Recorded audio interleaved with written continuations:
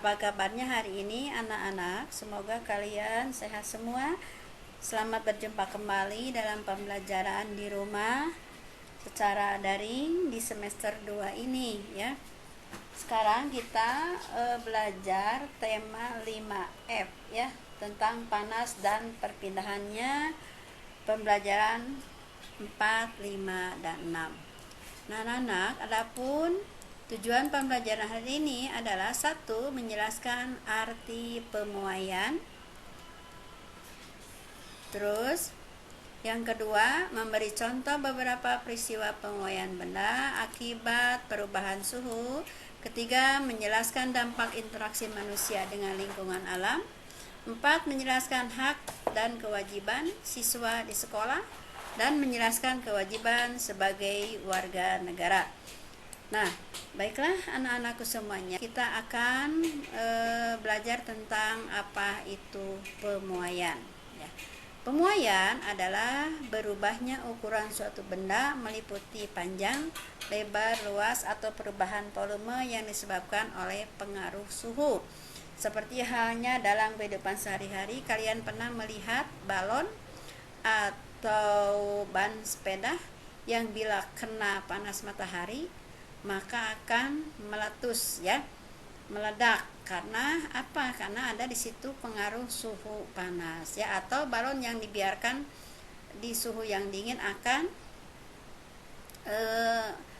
menciut ya, atau mengerut. Nah, itu juga adalah salah satu dari akibat pemuaian. Kita akan mempelajari contoh peristiwa pemuaian benda akibat perubahan suhu. Yang pertama yaitu ini termometer ya. Termometer, kita tahu bahwa termometer adalah alat pengukur suhu ya. Di dalam termometer anak-anak, di sini terdapat suatu zat cair yaitu alkohol ya. Nah, zat cair dapat mengalami pemuaian. Cara kerja termometer berdasarkan sifat pemuaian zat cair tersebut. Nah, ketika suhu meningkat, maka alkohol akan mengalami pemuaian, sehingga alkohol akan naik dan menunjukkan angka skala suhu saat itu. Demikian sebaiknya ketika suhu turun, alkohol akan mengalami penyusutan. Nah, benda yang kedua adalah ini balon udara ya. Nah, balon udara juga ini kalau terkena suhu udara yang panas, mudah juga untuk memuai ya. Nah, balon udara merupakan tersusun atas molekul-molekul yang bergerak bebas. Apabila dipanaskan, energi gerak molekul akan semakin besar dan tekanan gasnya juga akan lebih besar, sehingga udara yang panas akan mendesak naik ke atas mencari udara yang lebih dingin sehingga dia bisa terbang ke angkasa ya. Kemudian di sini kalian lihat adalah apa ini? Nah, pemasangan jaringan listrik atau telepon. Ini jaringan listrik ya.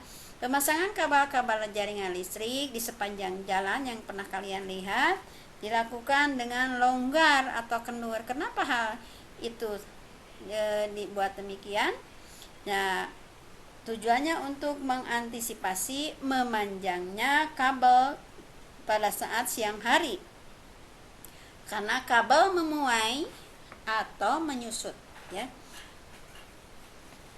Jadi kabel pada siang hari memuai karena terkena panas, sedangkan kabel pada malam hari udaranya turun sehingga kabel menyusut ya. Benda apa lagi yuk? Nah, ini adalah pemasangan rel kereta api, sambungan rel kereta api juga pemasangannya ya dibuat ada yang bercelah ya. Tidak, ini ada yang bercelah-celah begini ya, supaya ketika terjadi pemuaian pada besinya, jadi ada celahnya ya, jadi tidak melengkung gitu ya ketika rel memuai ya. Nah, kemudian selain ini adalah pemasangan kaca jendela. Kaca pada jendela bisa saja pecah karena pemuaian saat terkena paparan panas dari sinar matahari secara langsung. Hal tersebut terjadi karena pemuaian panjang yang menekan bagian tepi kaca. Untuk itu, setiap kaca yang dipasang pada jendela selalu diberikan sedikit jarak atau ruang pada bagian tepinya. Nah, ini juga adalah pemasangan keramik. Selain kaca, keramik juga dapat memuai. Setiap pemasangan keramik harus diberikan jarak antara satu dengan yang lainnya.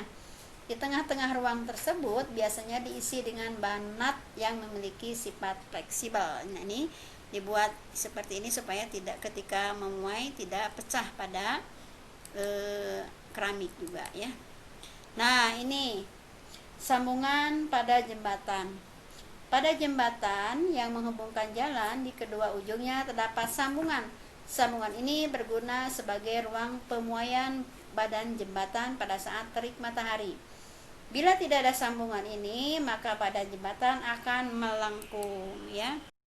Anak-anak, pada semester kemarin kita pernah belajar tentang interaksi manusia dengan lingkungan. Nah, sekarang Ibu hanya mengingatkan kembali bahwa interaksi manusia dengan lingkungan berdampak positif dan negatif ya.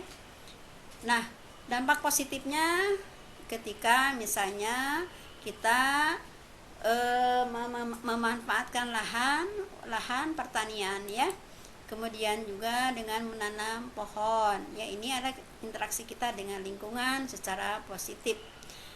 Namun ada juga interaksi manusia dengan lingkungan secara negatif atau tidak baik kita memperlakukan lingkungan ya. Kita tidak boleh memperlakukan lingkungan dengan tidak baik ya. Maka akan berdampak pada kita juga sebenarnya kalau kita memperlakukan lingkungan itu tidak dengan benar ya. Contoh ini. Nih, orang yang ini pohon ya sembarangan, menebang pohon sembarangan, tidak tebang pilih, maka ini berakibat banjir, longsor ya. Kemudian ini juga nih perbuatan manusia yang membuang sampah ke sungai ini sangat merugikan kita semua ya. Lingkungan air akan tercemar, hewan-hewan dan yang hidup di sana juga akan mati dan ekosistem akan terganggu ya. Nah, setelah kita tadi mempelajari tentang interaksi positif dan negatifnya terhadap lingkungan dan juga kewajiban kita terhadap lingkungan, kita juga Ibu mengingatkan kembali kewajiban kita sebagai siswa. Cuma mengingatkan bahwa kewajiban siswa itu mematuhi tata tertib sekolah ya. Kemudian juga hak kita juga sebagai siswa, hak kalian sebagai siswa adalah tentunya mendapatkan pengajaran dari guru, menggunakan sarana dan fasilitas sekolah, mendapatkan teman belajar di sekolah, meminjam buku di perpustakaan, berolahraga dan bermain di lapangan sekolah ya. Kemudian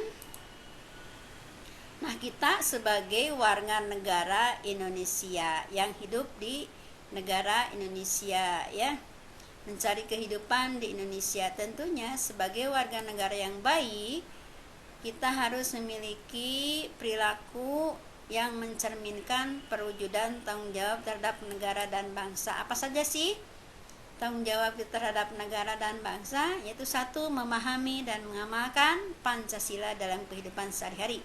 Karena Pancasila merupakan pedoman hidup bangsa dasar negara kita ya.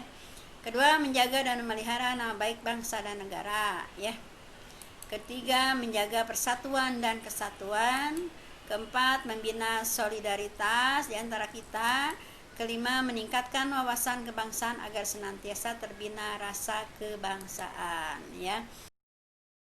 Nah, anak-anakku semuanya, itu merupakan hak kewajiban sebagai warga negara. Yuk kita sebagai warga negara tunjukkan bahwa kita sebagai warga negara yang baik, maka berperilaku yang baik, berprestasi ya, sehingga negara kita di mata dunia akan kembali menjadi negara yang berprestasi, negara yang disegani orang lain, negara yang maju dan ya. Nah, anak-anakku semuanya, kalian sebagai generasi muda, jadilah generasi muda penerus bangsa ini ya, dengan ilmu dan tingkah laku kalian yang baik. Anak-anakku, itu yang kita pelajari hari ini. Nah, untuk supaya pemahaman kalian lebih paham tentang pelajaran ini, kita akan mengerjakan tugas-tugasnya, yaitu yang ada di buku 5F halaman 31, halaman 35 bagian B, dan halaman 41 bagian A. Kalian kerjakan tugasnya, kemudian setelah selesai difotokan dan masukkan ke GCR ya. Nah, anak-anakku, itu yang kita pelajari hari ini. Semoga apa yang kita pelajari hari ini ada membekas di pemikir di otak kita, Anda membekas untuk kita amalkan ya. Akhirul kalam, kita udahi pembelajaran hari ini. Subhanaka Allahumma wa bihamdika asyhadu an la ilaha illa anta astaghfiruka wa atubu ilaihi. Wassalamualaikum warahmatullahi wabarakatuh.